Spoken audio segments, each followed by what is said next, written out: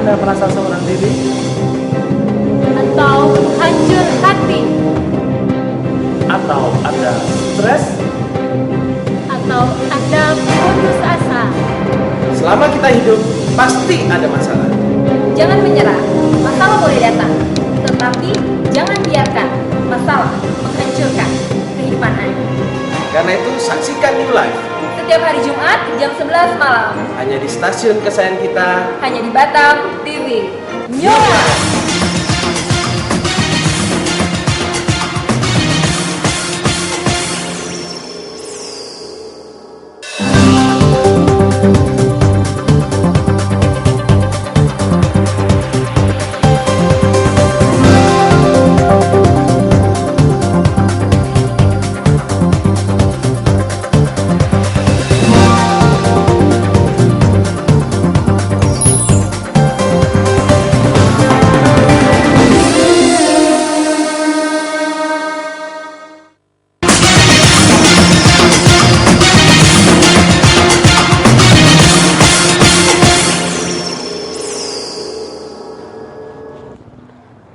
Sesuatu yang besar sudah terjadi, sedang terjadi. dan akan terus terjadi di dalam kehidupan kita. Ya. Selamat malam pemirsa, selamat berjumpa kembali dalam acara yang pasti akan mengubah kehidupan Anda. New Life. Gimana kabar pemirsa pada malam hari ini? Kami selalu yakin dan percaya kita semua selalu dalam keadaan yang luar biasa, dahsyat, dan mantap sebagaimana siaran New Life pada malam hari ini. Ya. Kami keluarga besar New Life mengucapkan Gongsi Facai. ya selamat Hari Raya Tahun Baru Ya. Cina ya bagi semua yang merayakannya. Ya. Ya, pada malam hari ini pemirsa, bukan secara kebetulan pemirsa menyaksikan siaran New Life pada malam hari ini.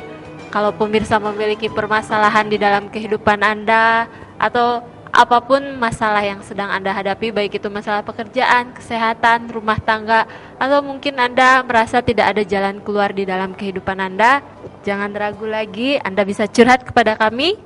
Ya. Acara ini kami kemas secara interaktif di mana pemirsa di rumah bisa berpartisipasi mengirimkan SMS kepada kami. Pemirsa yang mau curhat, pemirsa yang mau menceritakan apapun permasalahan pemirsa bisa menghubungi kami di nomor 0819 08174 kali 1. Setiap minggunya siaran New Life mengangkat tema-tema yang sungguh luar biasa dan sayang sekali kalau pemirsa lewatkan. Malam hari ini kita mengangkat tema Ku ingin hidup yang baru. Ya, apalagi bertepatan ya dengan tahun baru ya. Imlek ya. Ya, untuk tidak berlama-lama kita langsung sapa narasumber yang sungguh luar biasa, dahsyat, mantap juga yang sudah tidak asing buat pemirsa. Ya, kita sapa narasumber. Ya. Selamat malam Bu Ervi. Selamat malam Ana, selamat malam Vivi, selamat malam pemirsa di rumah. Selamat malam Pak Susilo. Selamat malam Vi, malam Ana, Malam. malam pemirsa di rumah. Ya. Ya, kami juga mengucapkan Gongsi Pacai. Kongsi Pacai buat seluruh pemirsa ya.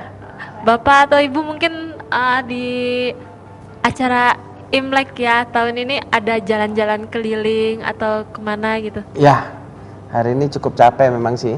Habis keliling-keliling ke teman-teman yang merayakan Hari Raya Imlek juga. Dan kita banyak saling berbagi cerita, sharing-sharing lah tentang kehidupan. Ya. Kalau kunjungan-kunjungan itu dalam rangka apa ya Pak biasanya?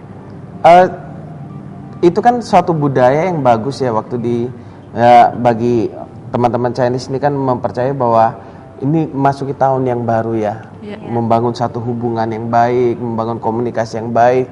Mungkin kalau ada komunikasi yang kurang baik dibangun kembali gitu kan ya. Selama setahun mungkin sibuk bekerja dan segala sesuatunya, keluarga kurang menjadi perhatian dan seterusnya. Dan di hari raya ini biasanya kami kumpul bersama, makan bersama atau nyamil, pokoknya ya kumpul lah intinya. Ya. Luar biasa sekali. Ya. Temanya malam ini menarik banget ya Pak, ku ingin hidup yang baru. Betul.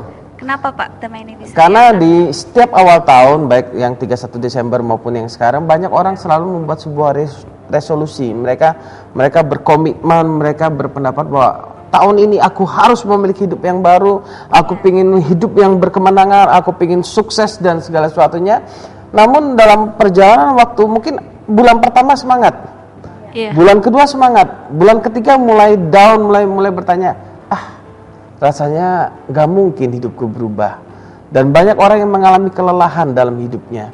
Kenapa? Karena mereka merasa hidup saya begini-gini saja. Ya tahun baru ya tahun baru. Tapi apakah ada perubahan? Apakah ada sesuatu yang lebih baik? Dan mereka seringkali tidak mempercayai bahwa mereka akan memiliki kehidupan yang lebih baik. Ya. Nah kan orang pasti menginginkan kehidupan yang sempurna ya Pak. Betul. Maksud dari kehidupan yang sempurna itu seperti apa sih? Kalau Bapak atau Ibu sendiri sudah pernah merasakan nggak? Mungkin hidup saya sekarang sudah sempurna seperti itu. Nah, istri lah. Kalau saya sih kehidupan yang sempurna itu dimana kita bisa mengucap syukur ya atas apa yang sudah kita milikin saat ini. Kalau kita nggak bisa mengucap syukur, kita nggak akan merasa kehidupan kita itu sudah sempurna, sudah cukup. Betul. Nah, cuma sesimpel itu aja. Kelihatannya kan sempurna itu ke orang banyak melihat sempurna itu harus punya inilah, punya itulah, punya rumah pribadi, punya mobil pribadi. Banyak orang menilai semuanya dari apa yang kita milikin. Tapi pada saat kita mengucap syukur dengan apa yang sudah Tuhan percayakan pada kita, saya rasa itu kehidupan yang paling sempurna. Ya, ada orang-orang yang memiliki uang dan mereka berpikir itu kehidupan yang sempurna bagi mereka. Sehingga mereka mulai pamer rumah, mobil, jam tangan, dasi dan semuanya, dan mereka begitu show-nya dengan luar biasa dan mereka pikir itu kehidupan yang sempurna. Sebenarnya kalau orang malah show hartanya, berfokus pada harta, sebenarnya kalau mau disadari kehidupannya malah sedang tidak sempurna. Kenapa? Karena kehidupannya dikendalikan oleh harta, diperbudak oleh harta sebenarnya, dan harga diri mereka ditaruh di atas harta. Kalau punya harta baru mereka merasa berharga, nggak punya harta merasa tidak berharga. Nah ini menjadi sebuah problem sebenarnya yang perlu kita renungkan di dalam memasuki dalam kehidupan yang baru ini. Dan kalau kita berpikir tentang kesempurnaan keluarga yang sempurna, apakah mungkin kita memiliki keluarga yang sempurna? Kalau misalkan saya ditanya apakah istri saya sempurna, saya jelas berkata tidak sempurna. Apakah istri saya punya kelemahan? Jelas saya berkata sangat banyak kelemahannya. Tapi apakah Bapak memiliki kehidupan yang berbahagia? Jelas saya menjawab sangat memiliki kehidupan yang sangat berbahagia. Kenapa hal itu bisa terjadi? Banyak kelemahan, banyak ketidaksempurnaan, tapi bisa berbahagia. Nah, itu hal yang menarik. Kenapa bisa berbahagia? Karena saya tidak berfokus pada kelemahan dan kekurangannya dia. Saya jauh lebih berfokus pada kelebihannya dia, pada apa yang sudah dia berikan kepada saya, pada apa yang karya-karya terbaik, apa yang sudah dia lakukan, pekerjaan-pekerjaan terbaik yang diberikan kepada saya. Sehingga karena saya melihat kelebihan dia, karena saya melihat cintanya, sekalipun dia mengungkapkan cinta kadang agak kaku, ketidaksempurnaan itu terasa, tapi karena saya melihat kepada hal-hal yang benar, dia di mata saya menjadi istri yang sempurna. Wow. Jadi berbeda kalau misalnya kita berkata apakah tidak sempurna? Oh iya, karena dia manusia. Kalau dia sempurna, dia menjadi tidak sempurna karena saya yang tidak sempurna. Jadi makanya kehidupan yang sempurna itu tidak didapat dengan semuanya indah sekeliling kita. Enggak, tidak. Istilah tadi berkata kehidupan yang sempurna itu bisa dimulai ketika kita mengucap syukur pada Tuhan. Waktu kita mengucap syukur kepada Tuhan, nah di sana kita mulai merasakan jelas bahwa ada kebahagiaan, ada ketenangan. Banyak yang membuat orang memiliki kehidupan yang tidak sempurna hanya karena keinginan yang tidak terpenuhi. Sudah punya rumah, punya mobil, punya sepeda motor, lalu muncul keinginan baru. Seandainya rumah saya ada bathtubnya, seperti hotel bintang 7 di pinggir pantai. Aduh, hidup saya kok jadinya begini-gini saja. Rumah saya kok cuman tipe 70 misalkan gitu ya. Padahal sudah sempurna, di mata orang lain kehidupannya sudah oke. Tapi karena keinginan yang tidak bisa dikendalikan, keinginan yang terlalu besar sehingga mengakibatkan dia tidak bisa bersyukur, akhirnya dia kehidupannya menjadi tidak sempurna. Mungkin itu yang disebut manusia tidak pernah puas dengan apa yang dia miliki. Ya, betul. Makanya kalau kita mengikuti keinginan, akan muncul kekecewaan. Sudah dapat rumah masih kecewa, dapat motor masih kecewa, sudah bisa makan masih kecewa. Kenapa kecewa? Karena fokus kita kepada hal-hal yang belum kita punyain, pada hawa nafsu keinginan kita, gitu kan. Makanya saya bilang kehidupan yang sempurna Dimulai dari waktu kita menerima kehadiran Tuhan dan kita melihat keadaan seperti Tuhan melihat. Ya. Apakah orang-orang yang kecewa kayak gitu yang pasti mengalami kelelahan kayak gitu Pak? Apakah mereka masih bisa mengalami hidup yang baru? Silakan. Pasti bisa. Kenapa nggak bisa? Asal dari diri kita punya suatu kemauan untuk berubah. Pada saat kita kecewa, mungkin kita pada saat ini kita ngerasa, aduh apa sih gunanya, aku sudah nggak ada lagi yang bisa saya lakukan ya. Semua yang saya lakukan rasanya percuma lah, nggak ada memberi dampak yang baik, nggak ada menghasilkan apa-apa. Seringkali kita menghakimin diri kita menilai diri kita seperti itu. Tapi pada saat kita mau bangkit, pada saat saya percaya gini, pada saat kita ada Tuhan dalam hati kita yang menyatakan kamu tuh begitu berharga loh di mataku. Tuhan menciptakan kita begitu sempurna di mata Dia. Begitu kan manusia diciptakan Tuhan sebagai makhluk yang paling tinggi kan, yang yang luar biasa. Pada saat kita menyadarin keberadaan kita pasti bisa bangkit. Siapa sih yang nggak pernah punya masa lalu yang seperti itu, yang pernah masa lalu yang nggak benar, yang negatif. Semua orang kan pernah punya masa lalu, tapi alangkah baiknya kita sama-sama yang sudah lalu ya sudah, apa yang ada sekarang dan akan datang itu yang kita lihat seperti itu. Ya. Kami mau ingatkan kembali buat pemirsa yang pada malam hari ini sedang memiliki permasalahan apapun di dalam kehidupan Anda. Mungkin Anda merasa putus asa pada malam hari ini, Anda merasa kecewa, Anda merasa sakit hati, Anda tidak tahu harus curhat kepada siapa. Jangan ragu lagi, Anda bisa ambil handphone Anda, kirimkan SMS kepada kami di 0819 081 7-nya 4 kali 1. Ya. Nah ini, apa yang harus kita lakukan bila seseorang itu sedang mengalami kekecewaan seperti itu? Begini, kekecewaan itu terjadi karena ada keinginan yang tidak terpenuhi. Betul ya? Satu sisi wajar kelihatannya seorang mengalami kekecewaan. Karena apa? Setiap manusia punya keinginan. Dan manusia tentunya ingin bahwa keinginannya itu terpenuhi. Tapi waktu keinginan tidak terpenuhi, muncul kekecewaan. Nah, untuk kita mengatasi kekecewaan, yang pertama mulai kendalikan keinginan kita. Nah, keinginan kita ini munculnya dari mana? Munculnya dari pola pikir kita. Nah, pola pikir kita berasal dari mana? Dari kepercayaan yang salah. Nah, contohnya begini. Seorang pinginnya terkenal, misalkan gitu ya. Dari mana munculnya keinginan untuk terkenal? Karena dia berpikir kalau aku terkenal sangat bahagia. Ya. Kenapa dia bisa berpikir gitu? Karena dia pikir aku tuh bahagia, mengalami sukacita kalau aku terkenal. Kepercayaan yang salahnya. Nah, karena dia memiliki kepercayaan yang salah, akhirnya pikirannya salah dan perasaannya juga menjadi salah.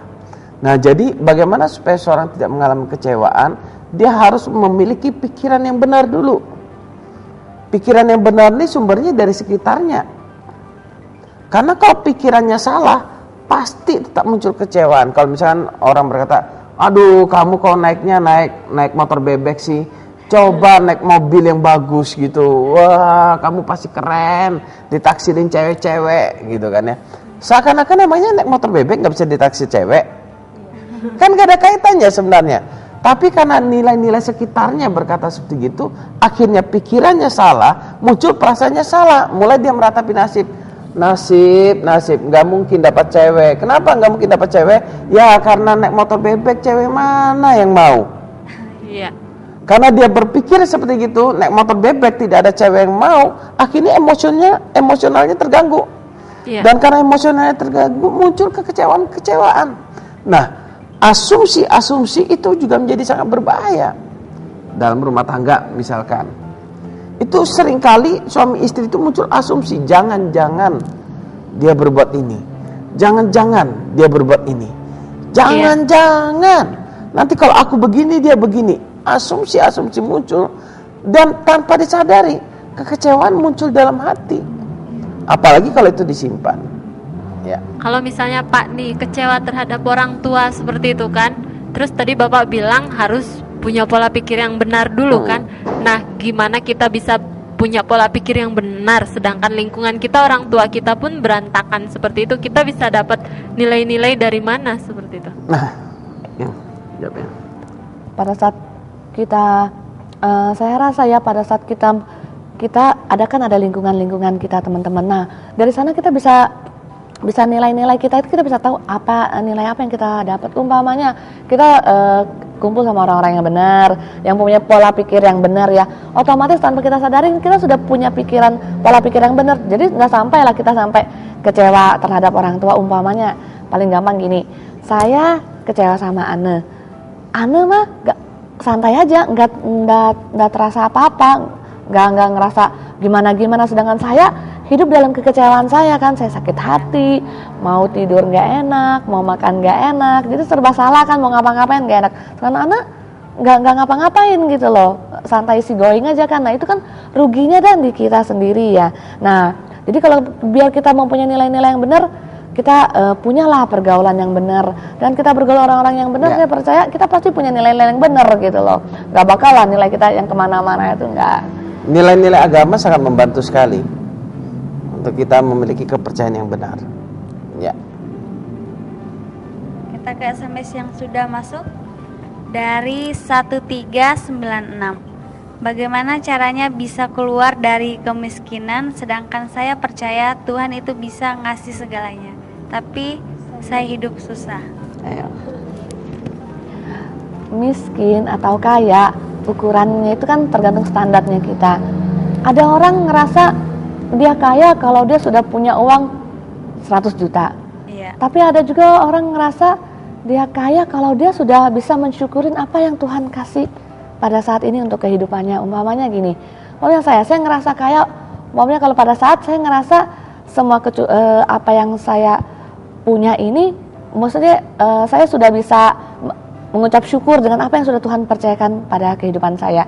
Tapi ada juga umpamanya si A, dia ngerasa dia kalau kaya kalau dia sudah punya 100 juta, apa dia sudah punya mobil, punya motor. Tiap orang kan punya ukuran berbeda-beda.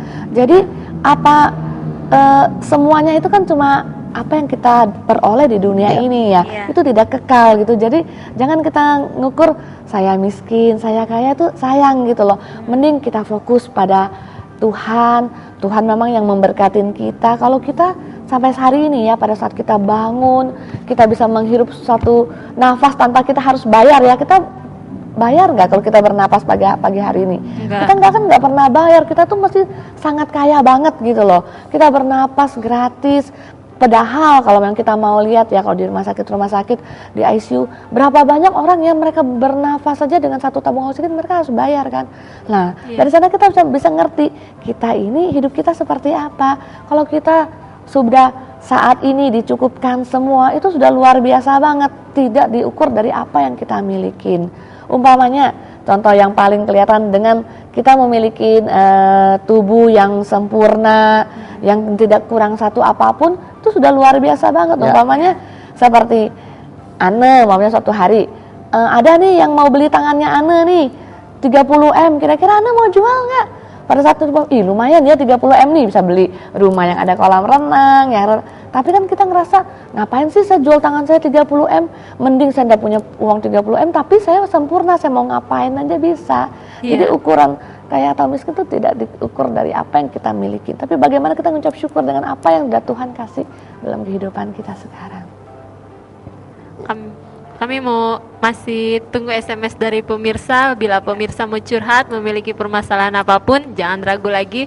Anda bisa SMS di 0819 081 77771. Dan kami mohon maaf, selama siaran berlangsung, kami hanya menerima line SMS dan line telepon. Anda bisa menelepon setelah acara ini selesai. Ya.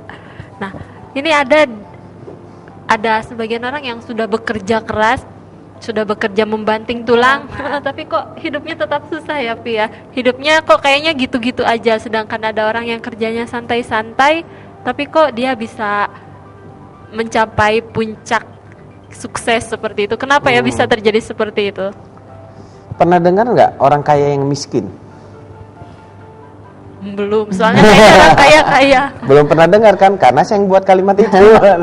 Maksudnya gini, orang kaya harta tapi dia miskin. Apa yang saya maksudkan? Apa sih definisi kemiskinan? Orang miskin tuh ciri-cirinya dia selalu merasa kekurangan. ya kan? Iya. Dia merasa buat dirinya sendiri nggak cukup sehingga dia tidak bisa memberi dan seterusnya. Itu orang yang miskin. Orang miskin itu selalu berpusat pada keinginannya yang tidak terpenuhi. Nah, sama. Ada orang berkelimpangan harta, tapi dia merasa kekurangan. Ada orang punya uang 1 miliar, dia merasa kekurangan. Kenapa? Karena dia pikir, aduh uang 1 miliar ini gak bisa buat apa-apa. Buat beli ruko aja sudah langsung habis. Gimana mau buat ke Singapura, mau buat ke Hong Kong, mau buat ke Amerika. Aduh kurang aku nih gak punya duit lah. Aku nih gak punya duit nah. Dia ngomong gitu, boloi lah istilahnya. Gitu kan. Kenapa? Menurut saya dia orang kaya yang miskin. Kenapa? Secara uang dia punya mungkin ada 1 miliar, 2 miliar, tapi dia selalu merasa kekurangan sehingga hidupnya tidak berarti dan dia tidak pernah menolong orang lain, tidak pernah memberikan kebahagiaan kepada orang lain. Kenapa? Karena dia merasa kekurangan dan dia sendiri tidak bahagia. Gitu kan? Nah, kalau ditanya, kenapa ada orang-orang yang sudah bekerja keras mati-matian tapi hidupnya kok miskin saja dengan orang yang ya kelihatannya santai, ya tidak terlalu keras, tapi kaya. Sebenarnya gini, ada orang, saya jawab dan ilustrasi saja. Ada orang berusaha menangkap ikan dengan cara memancing. Ya, kalau mancing dia dapatnya 1 ekor. Dengan orang berusaha menangkap ikan dengan cara menjala ikan. Beda nggak? Beda. Bedanya di mananya? Yang Caranya dan hasilnya. Jelas beda. Iya. Sekalipun kita mau mancing berapa lama dengan orang yang menjala di kolam yang sama, jelas lebih banyak dapat orang yang menjala. Gitu kan? Nah, bagaimana supaya kita keluar dari kemiskinan? Jangan berusaha dengan cara mancing terus. Coba pikirkan caranya menjala. Coba pikirkan caranya pasang perangkap ikan atau bagaimana gitu kan ya. Nah, itu yang perlu kita pikirkan. Nah, orang yang berusaha memancing terus dengan cara yang sama, dia hanya akan dapat segitu-gitu walaupun dia bekerja keras mati-matian. Tapi orang-orang yang merubah pola pikirnya, yang berusaha menemukan cara yang baru untuk mendapatkan hasil, gitu kan, dia akan mendapatkan penghasilan lebih. Makanya kalau misalkan kita cuman, maaf ya, misalkan kerjaan kita cuman melamun, meratap nasi, kenapa hidupku begini-gini saja. Dari dulu kerjanya, maaf, misalkan sapu jalanan, misalkan kerjanya, aduh kok nggak pernah gaji manajer ini sapu jalanan. Ya nggak akan pernah. Kenapa? Karena memang pekerjaannya tidak dirubah, caranya tidak berubah. Sapu jalanan amat sangat diperlukan, gitu kan? Tapi coba berpikir yang dengan cara yang lebih dan seterusnya. Bagaimana caranya untuk itu bersih dengan ide-ide kreatif dan berbagai macam gitu kan. Misalkan ada sampah menumpuk. Aduh, kenapa sampah ini menumpuk dan seterusnya gitu kan. Tapi coba pikirkan, oh sampah ini ternyata bisa dirubah jadi pupuk. Sampah ini bisa dirubah menjadi tenaga listrik dan seterusnya dan akhirnya berubah. Nah, kalau kita hanya jadi tukang sampah, cuma milah plastik gini-gini, ya penghasilan kita kan segitu-gitu saja. Tapi kalau kita berpikir lebih lagi untuk menghasilkan, maka itu akan bisa menghasilkan. Nah, bagaimana untuk kita memiliki pemikiran yang lebih? Ya tentunya pergaulan sangat menentukan ya. Sangat menentukan. Bimbingan juga sangat mempengaruhi. Ada nggak yang mengarahkan kita? Ada nggak yang membimbing kita? Sekalipun kita gagal, kita tidak pernah mengalami putus asa, tidak pernah menyerah. Itu yang paling penting dalam hidup ini. Ya, jadi bekerja dengan otot atau bekerja dan pikiran, hasilnya berbeda. Kalau kita bekerja dengan otot saja, ya hasilnya ya sesuai dengan otot saja dihargain orang. Tapi orang yang bekerja dengan pikiran, makanya orang-orang yang berjiwa seni, orang-orang yang menggunakan pikirannya, manajerial, mengatur bagaimana supaya berjalan baik dan berkembang, itu akan lebih dibayar mahal daripada orang yang bekerja dan otot. Iya. Ya. Ya, ini udah ada SMS yang masuk dari 7846. Selamat malam Bu. Ya, saya Iwan. Apa solusinya dengan masa lalu? Ya. Dia tanya ke ibu ini. Namanya masa lalunya kurang bagus gitu kan ya. Iya, solusi. Yang sudah berlalu, kalau saya katakan yang sudah berlalu untuk dilupakan itu kan nggak mungkin ya. Yang sudah berlalu, setiap kita sih pasti punya masa lalu. Yang sudah berlalu, biarlah dia berlalu, biarlah itu menjadi pengalaman kita, menjadi apa yang bisa kita pelajarin dari pengalaman kita, meskipun itu baik apa nggak baik ya.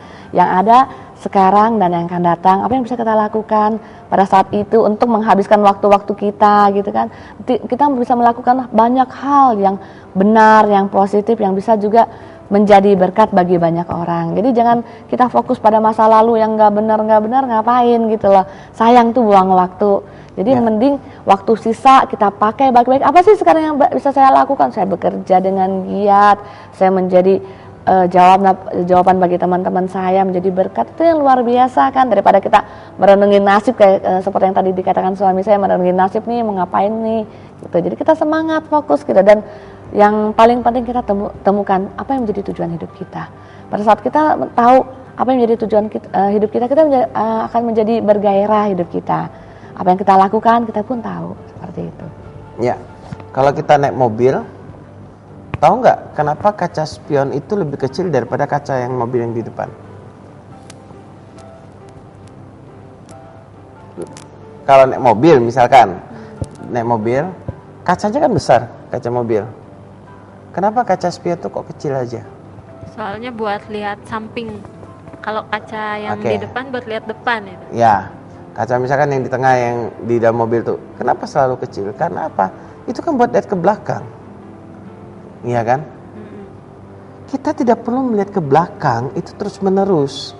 Makanya kaca yang di depan tuh besar. Jadi lihatlah ke depan, pandanglah ke depan terus. Kalau nyetir mobil gitu kan, jangan noleh ke belakang. Saya nggak pernah lihat orang nyetir mobil jalan maju tapi nolehnya ke belakang. Nabrak. Nggak ada, pasti nabrak. Nah, orang yang menoleh kepada masa lalu dan ingin mengalami kesuksesan pasti kecelakaan dia di depan. Nah, makanya seburuk apapun masa lalu kita, itu selesai. Lihat ke depan. Kalau ada pengalaman yang baik pun di masa lalu, oke, itu menjadi kenangan. Itu selesai. Nah, sekarang ke depan nih bagaimana? Gitu kan? Nah, banyak orang cuma hidup di bayang-bayang masa lalu. Oke, kisah suksesnya masa lalu dibanggakan terus. Itu saja diceritain. Akhirnya apa? Dia tidak melakukan apa-apa buat ke depan.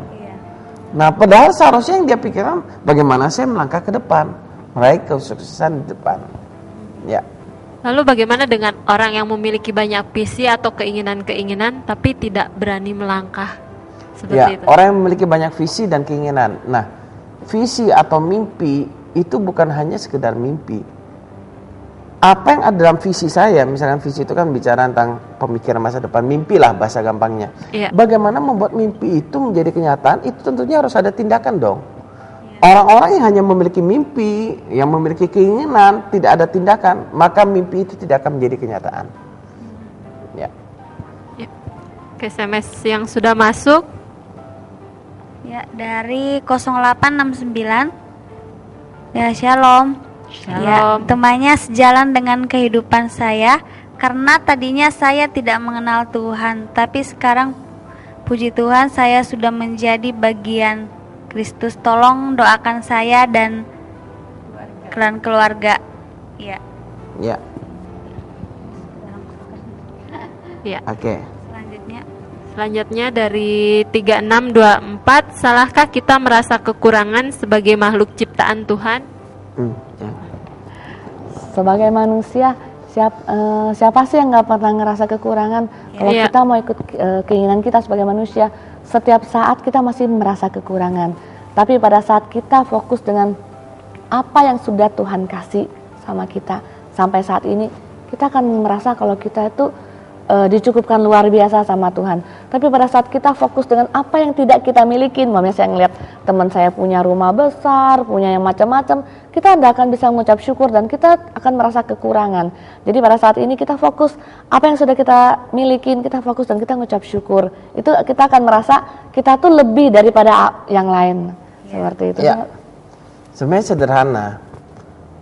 Kalau Anda mau berfokus pada kelebihan, maka Anda akan mendapatkan kelebihan.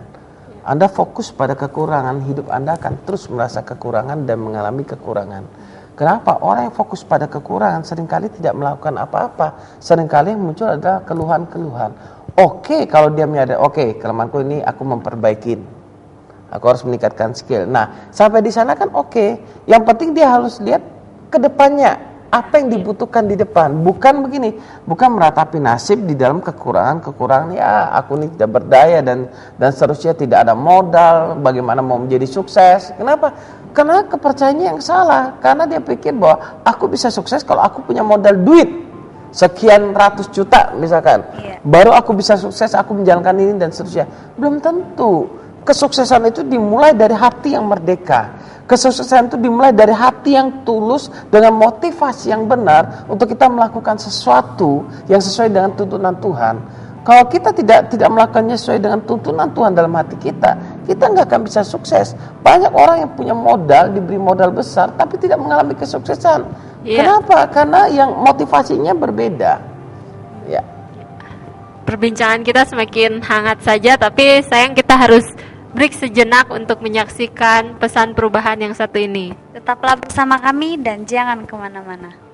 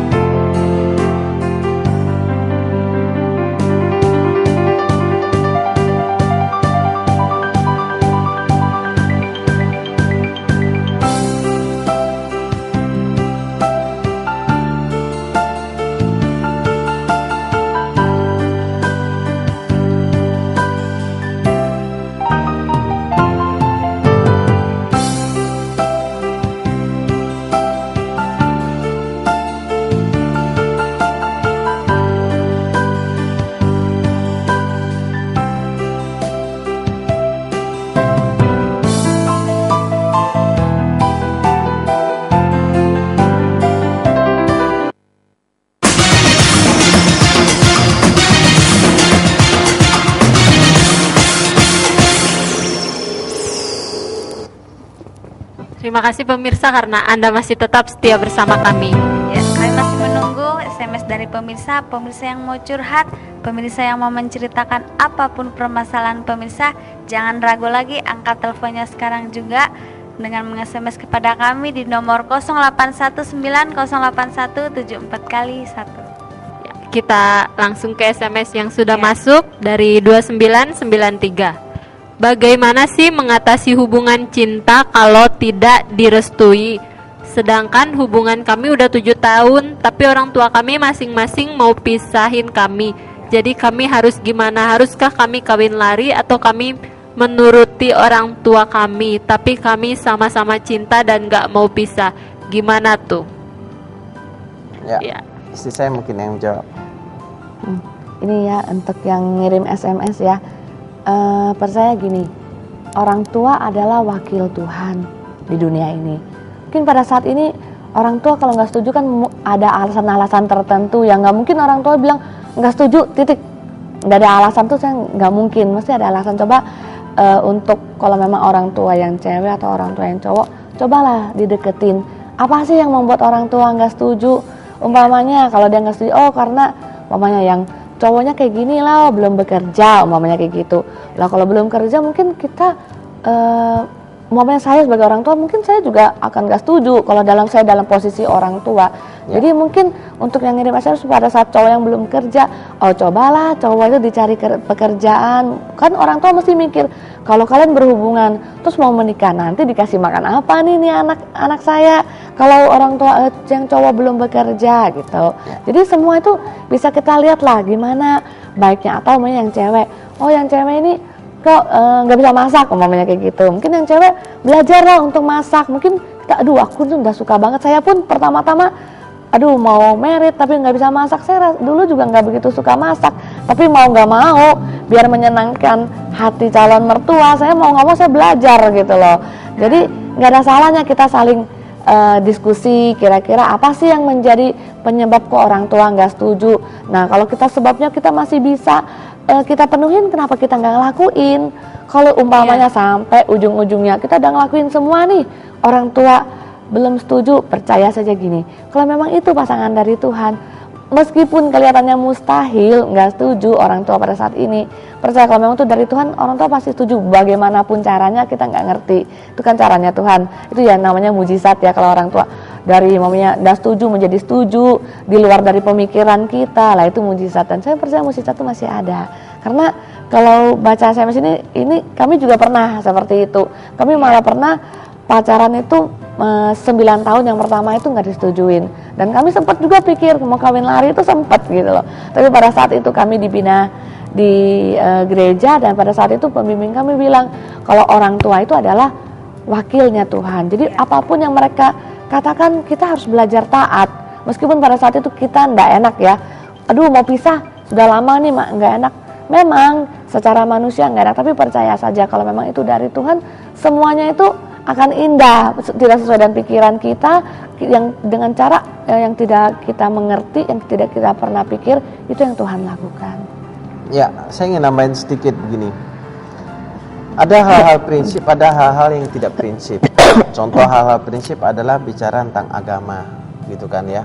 Orang tua seringkali punya alasan yang kuat kalau menolak orang untuk menikah karena beda agama, karena memang dari pencatatan sipil kita juga tidak mengizinkan orang berbeda agama untuk menikah. Dan saya juga tidak pernah menyarankan orang berbeda agama untuk menikah. Kenapa? Apalagi pindah agama hanya karena untuk menikah.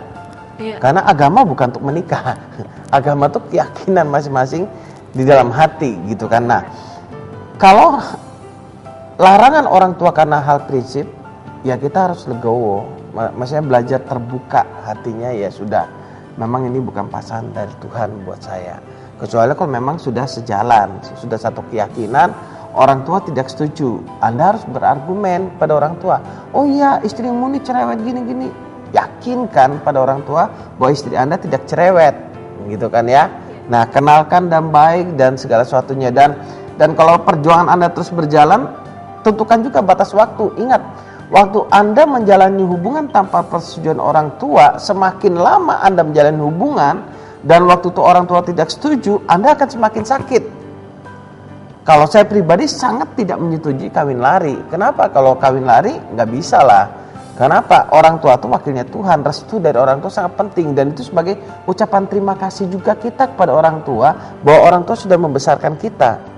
Kan itu kan poin penting. Apakah pacar kita yang membesarkan kita? Tidak. Orang tua, gitu kan, orang tua menyetujuin baru kita menikah. Nah, mungkin Anda berkata begini, tapi nggak mungkin, orang tua saya keras dan segala macam. Anda perlu datang dalam acara Valentine New Life ya, tanggal 15 Februari nanti. Saya akan buka di sana bagaimana dulu, bahkan maaf ini cerita masa lalu kami, orang tua saya sudah ngelabrak tuh apa ya bahasa sini ya, marah-marah di rumahnya dia, orang tua dia sudah marah-marah di rumah saya, dan orang tua saya kalau ketemu orang tua dia sudah saling buang muka gitu kan. Wah, dan apakah mungkin hal itu bisa direstui? Dan itu ternyata masih sangat mungkin, gitu kan. Nah, mau tahu kisah lengkapnya nanti di pas Valentine New Life ya, tanggal 15. Jadi kita akan buka di sana bagaimana prinsip-prinsip dalam bercinta, dalam arti membangun hubungan antar pacar. Kalau suami istri nanti sesinya khusus sendiri. Karena yang ini bicara pacaran dulu. Jadi yang mana yang harus kita pegang, bagaimana meluluhkan hati calon mertua. Nah, jadi pemirsa yang mau ikut bisa mendaftar di New Life. iya. Kirim aja SMS di nomor yang sama ya, di 0819 08174 kali 1. Ya, nanti akan dibalas oleh Vivi untuk follow up-nya, gitu kan ya, untuk tindak lanjutnya, jam berapa, di mana tempatnya, dan apakah ada biaya atau tidak. Yang pasti gratis, karena dari New Life selalu gratis ya. Kita ke SMS selanjutnya. Ya. Dari 5363, selamat malam. Bersangkutan dengan masa lalu. Masa lalu hidup serba kekurangan dan sekolah pun gak nyampe tamat. Jadi gimana dengan masa sekarang untuk meraih cita-cita yang tinggi, tapi dengan persyaratan contohnya SMA sederajat, tapi sedangkan kita tidak tamat SD. Terima kasih. Kesuksesan tidak ditentukan hanya karena berdasarkan faktor pendidikan. Pendidikan memang sangat penting, tapi kesuksesan tidak 100% ditentukan oleh pendidikan. Kalau memang kita sempat mengenyam bangku pendidikan itu lebih baik gitu kan ya. Kenapa? Karena membuka wawasan dan seterusnya. Tapi kesuksesan dimulai dari waktu Anda mempercayai Tuhan dan Anda membuat keputusan yang benar dalam hidup ini. Waktu Anda percaya bahwa Anda SD saja tidak tamat dan Anda berpikir tidak sukses, ya Anda tidak akan pernah melakukan tindakan-tindakan untuk meraih sebuah kesuksesan. Tapi kalau Anda percaya, oke, saya SD tidak tamat, tapi saya percaya Tuhan menyertai saya dan Tuhan mau saya sukses dalam bidang hal ini, maka Anda akan melakukan bidang hal itu. Kenapa? Karena kepercayaan yang benar membuat Anda bertindak, gitu kan. Nah, kepercayaan yang mengatakan bahwa tanpa pendidikan seorang gak bisa sukses, itu jelas konyol sekali. Kenapa? Karena sudah terbukti banyak sekali orang-orang yang berhasil secara materi sekalipun mereka tidak mengenyam bangku pendidikan. Gitu. Salah satunya paman saya sendiri. SD juga Anda lulus, tapi jadi salah satu konglomerat besar di kota Samarinda. Gitu kan ya. Nah, itu kalau kita bicara tentang materi. Masalah cara-caranya ya, cara SD sama cara orang bangku kuliah biasanya agak berbeda-beda dikit ya. Tapi ya sudahlah. Yang penting gini. Percayalah bahwa sekalipun apapun pendidikan kita, karena Tuhan mau kita sukses, kita akan sukses. Ya. Amin. Ya. SMS selanjutnya dari 1217. Selamat malam Pak, saya Kasno, seorang pengusaha tani. Tapi ekonomi saya tidak pernah meningkat, statusnya gini-gini aja. Ya. Nah, gimana? Mungkin saat ini menurut Bapak ya ekonomi tidak pernah meningkat. Setahu saya kan gini-gini saja. Itu kan statusnya. Karena Bapak menilai dengan apa yang maunya Bapak milikin gitu loh. Cuma coba Bapak kalau ada waktu coba ditinjau ulang, dipikir, direnungkan gitu. Kalau sampai hari ini kalau sudah ada usaha yang bisa berjalan, yang bisa mencukupkan kebutuhan sehari-hari, itu sudah luar biasa kan. Seberapa banyak orang di luar mau makan aja susah. Apalagi dengan kondisi sekarang yang dimana barang-barang kebutuhan sandang dan pangan juga semuanya pada naik. Nah, mungkin pada saat ini Bapak ngerasa cukup ya dari dulu seperti ini, tapi Bapak minimal sudah bisa dengan keadaan barang-barang sudah naik, tapi Bapak tetap keadaannya stabil, itu kan berarti pemasukan pun sudah meningkat dari sebelumnya, di mana keadaan Bapak tidak berkekurangan apa-apa. Di mana kalau di luar sana, Bapak lihat banyak orang dengan keadaan ekonomi yang seperti sekarang, mereka sudah susah mau membeli untuk makan sehari-hari, itu mereka juga nggak gampang sudah untuk mencukupkan kebutuhan sehari-hari. Kebanyakan begini Pak, sesuatu yang tetap dan tidak berubah karena pola pikir yang tidak berubah. Kalau Bapak menjadi petani dan Bapaknya berpikir ya saya akan jadi petani seumur hidup saya, ya penghasilan Bapak segitu. Tapi kalau Bapak berpikir, oh oke, memang saya petani, tapi dari hasil tani ini kan kalau saya jual gitu saja kan murah sekali. Oh, saya harus berpikir bagaimana saya mengolah hasil tani ini misalkan menjadi makanan atau menjadi produksi-produksi tertentu. Nah, saya tidak tahu Bapak taninya tani apa kan tidak disebutkan. Saya ambil contoh misalkan peternak ikan lele misalkan. Kalau dia cuma jual saja ke pasar, harganya segitu-gitu saja atau apalagi ke pengepul gitu kan. Pengepul yang jual ke pasar harganya sangat miring, di bawah harga pasar. Tapi apa yang harus dilakukan? Dia lakukan mungkin dia peternak lele, tapi dia punya orang yang menjual di pasar. Gitu ya. Atau dia peternak lele, dia punya rumah makan lele. Yang misalkan sambal cabai hijau lele misalkan atau apa. Nah, ini perlu dipikirkan, perlu dipertimbangkan lah. Kecuali kalau Bapak memang mainnya ternak lele yang dalam produksi massal besar untuk mensuplai satu kota misalkan. Nah, dan dari sana saja Bapak sudah kewalahan, ya nggak mungkin berpikir untuk buka rumah makan, ya nggak apa-apa. Tapi kan hasilnya kan jelas meningkat di sana, gitu. Ya, jadi pemikiran-pemikiran yang baru yang perlu kita kembangkan untuk meningkatkan hasil. Kalau kita cuman mentalnya misalkan orang kerjanya karyawan, operator terus, tapi pingin jadinya pingin hasilnya hasil direktur.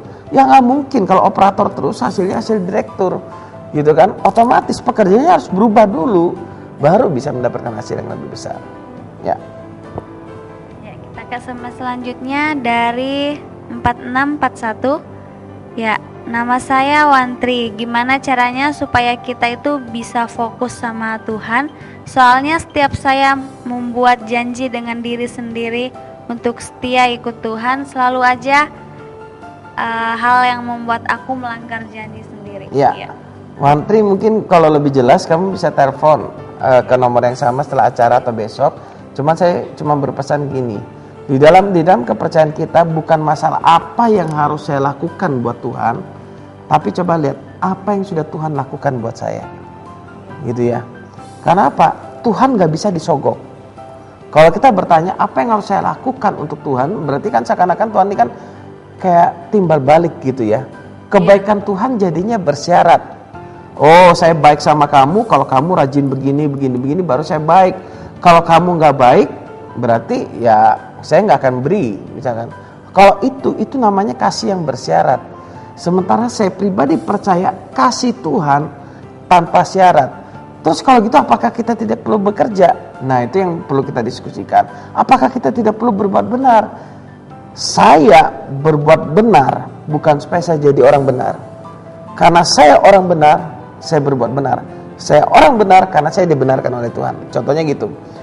Kucing bukan karena dia meong baru dia berubah jadi kucing. Karena dia kucing, dia meong. Nah, sama. Saya bekerja melakukan sesuatu bukan supaya saya mendapatkan sesuatu, tapi karena Tuhan sudah memberikan saya hati yang baru, hidup yang baru, saya melakukan sesuatu. Nah, untuk lebih jelas saya bisa telepon ya setelah acara buat Mantri. Ya, kita ke SMS selanjutnya dari 4757. Nama saya Mi. Saya sering dibuat kecewa sama laki-laki. Sekarang ada laki-laki yang mengajak berumah tangga, tapi saya agak trauma. Jadi solusinya bagaimana? Ya. Kalau saat ini masih trauma, mending jangan dulu lah ya untuk siapa nih yang Mi. Ya, Mbak Mi yang ibu yang kirim SMS.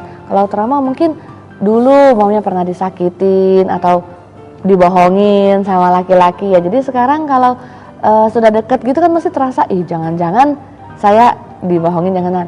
Kita gini loh, belajar untuk berpandang benar sama calon suami ya. Kalau memang kita serius mau membina hubungan, kalau mau membina hubungan sama yang cowok ini, lihatlah dari segi-segi positif. Kalau kita ngelihat dia dari sisi negatif, namanya orang ya, ada aja yang salahnya, ada aja kelemahannya.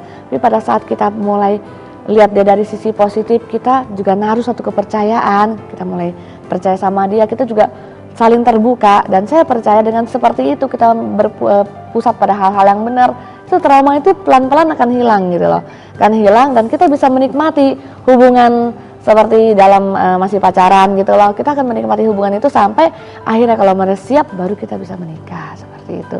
Jadi jangan pikir yang ganggal lah. Kalau kita kan sering kalinya pikir jangan-jangan dia ini seperti ini, itu yang membuat kita mau melangkah itu jadi susah. Jadi akhirnya kita cuma berdiri diam seperti itu. Iya, orang trauma itu karena melihat masa lalu. Iya. Jadi berhentilah melihat masa lalu yang buruk, kegagalan itu pasti terjadi dalam kehidupan seorang. Berhentilah bermimpi bahwa saya punya suami yang sangat sempurna, yang mencintai saya seperti keinginan saya dan seterusnya. Kenapa? Karena setiap manusia pasti punya kelemahan.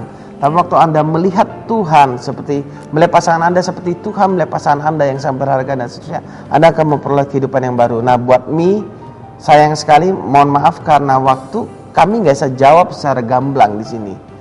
Nah, lebih enak kalau misalnya bisa telepon atau ketemu. Dan ingat, semua layanan yang diberikan oleh New Life gratis tanpa biaya sama sekali sampai kapanpun.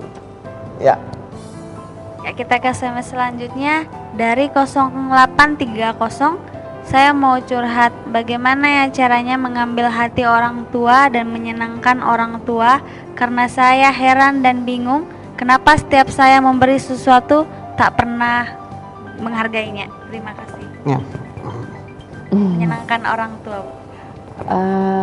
Kalau saya ya, pada saya juga punya orang tua. Orang tua saya sering ngomong gini, kami kan memang tinggal dengan kota yang berbeda ya. Saya di sini, orang tua saya di Kalimantan. Orang tua ya kadang-kadang gini, mereka nggak perlu apa yang materi, nggak perlu uang, nggak perlu sesuatu yang materi dari kita. Dia cuma perlu apa? Perhatian dari kita. Jadi papa saya kadang sering bilang gini, kamu nggak perlu lah kasih kami apa-apa, cukup kamu sering kontak kami ya, itu sudah luar biasa, mereka seneng.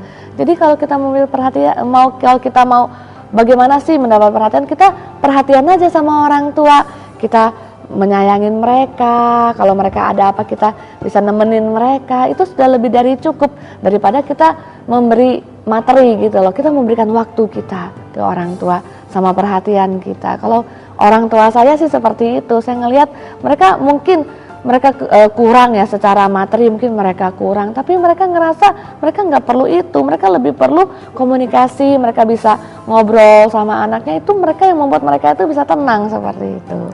Bukan berarti pemberian tidak berarti ya. Iya. Bukan, karena masing-masing orang tua punya style masing-masing. Iya. Nah, di sanalah kita perlu mengenali kepribadian orang tua. Ada orang tua yang diberi malah merasa tersinggung, gitu kan. Ada orang tua yang sering dikontak nganggap anaknya kok menyibukkan dia dan seterusnya. Nah, makanya kita harus mengenali kepribadian orang tua. Dari kita mengenali kepribadian orang tua, cari hobinya apa, kesukaannya apa, kita ikut di dalamnya. Oh, keinginan orang tuanya ini bagaimana sih keinginan orang tua kita? Oh, pengennya kita begini. Coba ikut di dalam keinginan orang tua itu. Tentunya keinginan yang benar ya. Tiba-tiba orang tua pengen kamu kawin lagi aja. Nah, kan repot. Ya. Kita ke SMS yang sudah masuk dari 8787. Malam semuanya. Malam. Ya, malam juga. Aku mau tanya, aku buka usaha tapi nggak bisa naik. Kata orang aku nggak cocok sama istri aku, betul nggak? Punya usaha. Gini, usaha dengan istri memang ada kaitannya itu begini. Kalau saya dengan istri hubungan gak harmonis, gimana saya mau konsentrasi di usaha? Tapi bukan karena usaha nggak maju karena nggak cocok sama istri, salah, terbalik. Justru hubungan sama istri itu membawa berkat, membawa keberhasilan. Jadi jangan dibalik, jangan karena alasan usaha hubungan suami istri jadi rusak, istri jadi kambing hitam. Berhenti cari kambing hitam. Kalau usaha kita kurang maju, pikirkan bersama dengan istri yang gimana ya usaha kita supaya bisa maju, supaya kita memiliki kehidupan yang lebih baik ini. Gimana, yuk kita berjuang sama-sama. Gitu. Jadi usahanya yang belum beres itu diselesaikan bersama dengan istri. Suami istri itu dua menjadi satu. Itulah salah satu tantangan. Jadi jangan dibalik lagi. Ya. Ya, kita ke SMS selanjutnya dari 0594. Selamat malam. Ya, saya Parlin. Saat ini saya belum mendapatkan pekerjaan. Saya minta bantu untuk didoakan supaya Tuhan memberkati. Ya. Ya. Memberikan petunjuk. Buat Parlin, mulailah belajar menerima pekerjaan. Apa yang ada belajar diterima dulu sambil Anda memikirkan untuk transisi menemukan pekerjaan yang lebih baik, gitu kan ya. Dan Anda pilih pekerjaan yang sesuai dengan bidang Anda kalau bisa. Tapi kalau nggak ada apapun, terima aja dulu. Kadang orang tidak memiliki pekerjaan karena terlalu milih, terlalu idealis, terlalu muluk-muluk, sehingga pekerjaan yang ada lewat. Saya lihat di koran banyak sekali pekerjaan. Sangat banyak di koran tuh, di lowongan kerja dan seterusnya. Itu sangat banyak sekali tentang pekerjaan. Jadi agak aneh kalau orang mengalami kekurangan pekerjaan. Oke, bisa dari lowongan. Yang kedua, dia bisa mengusahakan sendiri pekerjaannya kok. Bisa kreativitas. Ada teman saya yang kerjanya beli sayur di Jodoh, kemudian habis dia belanja subuh-subuh jam 12 jam 1 pagi, dia jualan di salah satu pasar. Sangat sukses sekarang. Saya ke sana juga kaget. Kok bisa ya? Dari jualan sayur, jualan kebutuhan-kebutuhan, sukses sekali. Per hari omsetnya bisa puluhan juta loh.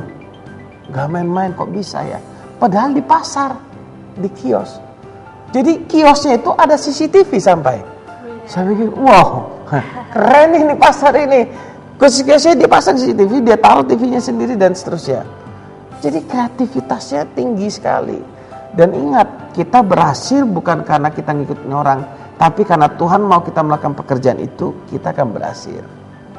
Tidak semua orang dipanggil menjadi pengusaha. Ada yang dipanggil menjadi guru. Jadilah guru yang terbaik. Anda akan berhasil di sana. Jadi jangan ngotot maunya jadi pengusaha ini ngotot. Kenapa? Karena di luar sana terlalu banyak ide bagus. Tapi untuk idenya Tuhan, God idea dalam hidup kita, masing-masing kita yang tahu. Gak bisa kita ngikutin orang. Iya, memang kalau ngikutin orang semua ide sangat bagus. Tapi apa yang Tuhan mau dalam hidup kita, itu yang perlu kita cari. Ya. Ada SMS dari 7257. Selamat malam Pak, saya Dewa. Saya mau tanya, bagaimana caranya supaya kepercayaan kita kuat, nggak ragu-ragu? Saya semakin lama perasaan semakin takut. Gini, kalau kita mau ngambil keputusan, libatkan Tuhan dalam setiap keputusan kita. Setiap apapun yang kita lakukan, saya percaya gini, pada saat kita mengambil keputusan itu benar, percaya saja gitu loh, bahwa itu akan berhasil. Tapi pada saat kita ragu-ragu, berarti kan ada pertimbangan-pertimbangan yang membuat kita tuh nggak yakin ya. Dan itu kita bisa renung ya, kita renung, kenapa sih kok kita bisa ragu-ragu, apa sih? Nah dengan gitu kita bisa lihat ya keputusan yang kita ambil itu benar apa enggak, kita sendiri bisa menilai gitu loh. Tapi ya jangan lupa kita bergantung sama Tuhan. Jadi semuanya itu, apapun yang kita lakukan itu berasal dari Tuhan. Kalau memang Tuhan memberikan keyakinan dalam hati kita melakukan apapun, kita akan tenang, santai saja, nggak sampai khawatir seperti itu. Ya, saya ini orangnya dulu kerjanya khawatir, takut nanti anak sekolah bagaimana, nanti kuliah bagaimana, nanti makan apa dan seterusnya. Dan kekhawatiran itu bisa datang sewaktu-waktu, gitu kan.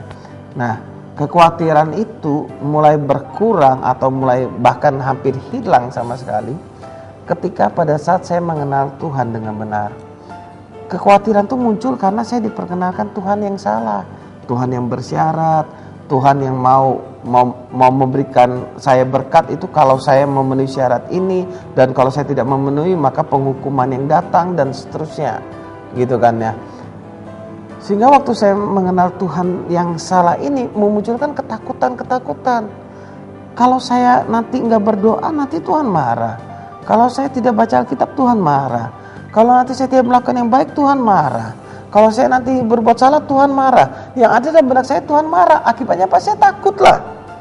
Saya khawatir dalam hidup. Bagaimana mungkin saya bisa diberkati kalau Tuhan marah sama saya, sementara saya dalam disiplin-disiplin tertentu lemah sekali. Iya. Nah kenapa? Karena saya salah mengenal Tuhan. Tapi waktu saya mengenal Tuhan dengan benar, entah bagaimana kekhawatiran itu berkurang atau bahkan hilang. Saya tidak berusaha menghilangkan kekhawatiran saya. Yang saya lakukan adalah saya membuka mata saya untuk Tuhan, saya membuka hati saya buat Tuhan. Sehingga waktu saya menyadari, oh Tuhan menyertai saya, Tuhan memelihara hidup saya, Tuhan menolong saya dalam segala keadaan. Saya mulai percaya di sana. Waktu saya percaya di sana, Tuhan menyertai saya, kesukaan Tuhan adalah memberkati hidup saya, memberikan yang terbaik, dan itu sudah dibuktikannya lewat pengorbanannya di atas kayu salib. Dan waktu saya mulai menerima itu, kekhawatiran itu mulai hilang loh. Dan saya bisa menjalani hidup dengan tenang.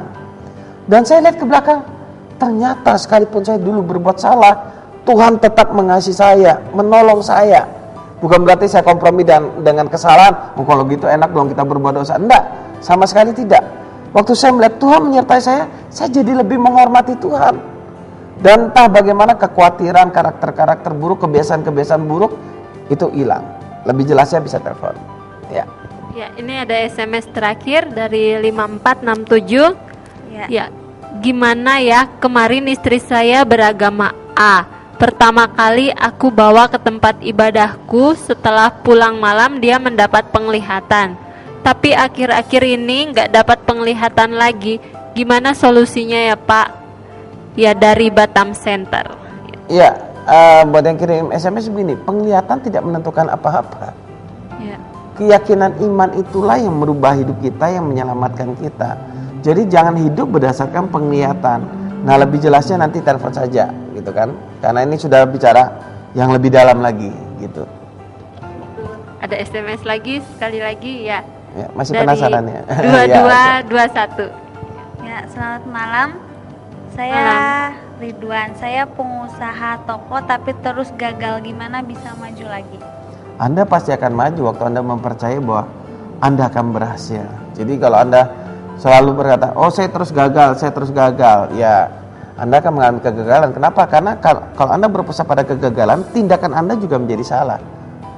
Hanya orang yang percaya dia akan berhasil, dia akan mengalami keberhasilan.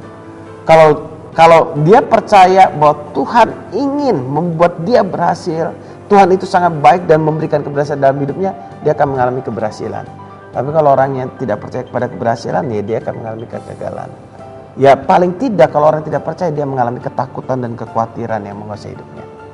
Ya. Sayang sekali Pak, sebetulnya SMS masih banyak, tapi waktu juga yang harus memisahkan kita. Ya mungkin di penghujung acara ada tips dari Ibu. Awalin kehidupan baru kita bersama Tuhan. Ya. Dari Bapak. Kehidupan baru tuh yang memulainya Tuhan. Tuhan hadir dalam hati kita mempercayainya, kita bertindak sesuai dengan apa yang Tuhan mau. Hidup baru milik kita. Ya, Ya. terima kasih banyak buat nilai-nilai yang sudah dibagikan kepada kita semua dan terima kasih banyak buat hatinya. Ya, kami juga mengucapkan terima kasih banyak buat pemirsa di rumah yang sudah setia menyaksikan siaran New Life pada malam hari ini. Namun kami mohon maaf tidak semua SMS yang masuk kami bacakan berhubung terbatasnya waktu. Namun pemirsa jangan kecewa karena pemirsa tetap bisa mendapatkan jawaban langsung dari narasumber kami dengan menghubungi nomor yang sama setelah siaran ini berlangsung.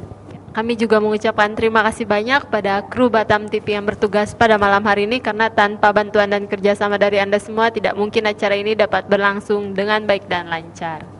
Ya, kami mengucapkan terima kasih. Yes. Ya, Anda bisa menyaksikan siaran New Life setiap hari Jumat jam 11 malam hanya di stasiun TV kesayangan kita semua di Batam Batam TV. TV. New New Life. Life.